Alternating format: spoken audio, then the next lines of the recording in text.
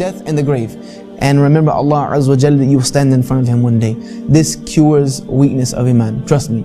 I started giving lectures about the grave recently, and the more I give lectures on the grave, the more I hate everything I own. The more I despise this dunya, the more I'm satisfied with pretty much anything that comes in front of my path. Because what you realize is that you're going to be put in the ground and you're not taking any of it with you. The only currency of the akhirah is deeds. When you reach that grave, it's almost as if there's a sign there that nothing beyond this point except amal as-salih. Nothing behind there except the good deeds that you have done or the bad deeds that you have done. That's the only thing you can take beyond that point. So dragging all this dunya around with you, it's not going to be yours anymore. We must remember death. The Prophet ﷺ said, remember often the destroyer of pleasures. Remember often the destroyer of pleasures. And what is the destroyer of pleasures? Death.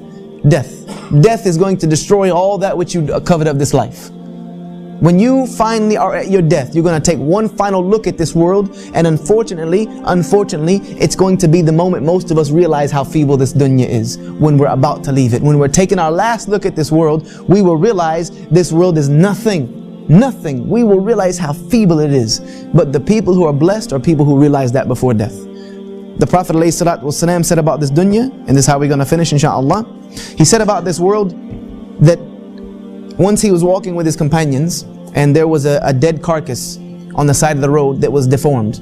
A dead, deformed carcass on the side of the road. And he picked it up. It had little ears, it was deformed. He picked it up. And he said, which one of you will buy this from me for a dinar? Meaning, who would buy this for me for a pound? They said, Ya Rasulullah, we wouldn't even take it if you gave it to us for free. We would not even take this dead, stinking, deformed carcass from you if it was free.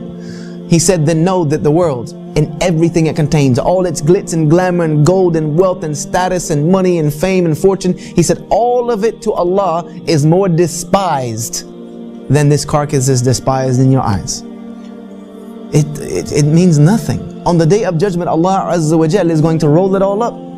The heavens and the earth, Allah is going to roll it up and hold it in His hand and say, we're the kings of the earth today. The people who used to fight each other and kill each other and strive and do so much injustice over this silly dunya, where are you today? When I've rolled all of this up like it's nothing. Do you not realize it was nothing? Unfortunately, we won't realize that fact until we don't have it anymore. And you know the one thing that I guarantee you, and I think, I'm trying to remember the name of the companion who said this, I believe it's Imam Malik, but let me not attribute it to the wrong person. One of our Salaf said that by Allah, every single son of Adam will regret every single moment they did not spend remembering Allah.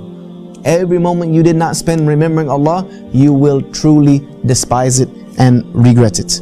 So we have to remember that. We have to remember that we're leaving this dunya. We can't take any of it with us. And we will regret. We will regret. Allah says in the Quran, and I finish with this, and let this not be any of us. When the angel of death comes to them, they cry out, Ya Rabb, Ya Rabb, Irji'un, send me back. Irji'un, send me back. Why? Why do they want to go back? Do they want to go back to see their family? Do they want to go? No. لَعَالِي عَمِلَ صَالِحًا فِيمَا تَرَكْتُ. So that I can go do some good with that which I left behind.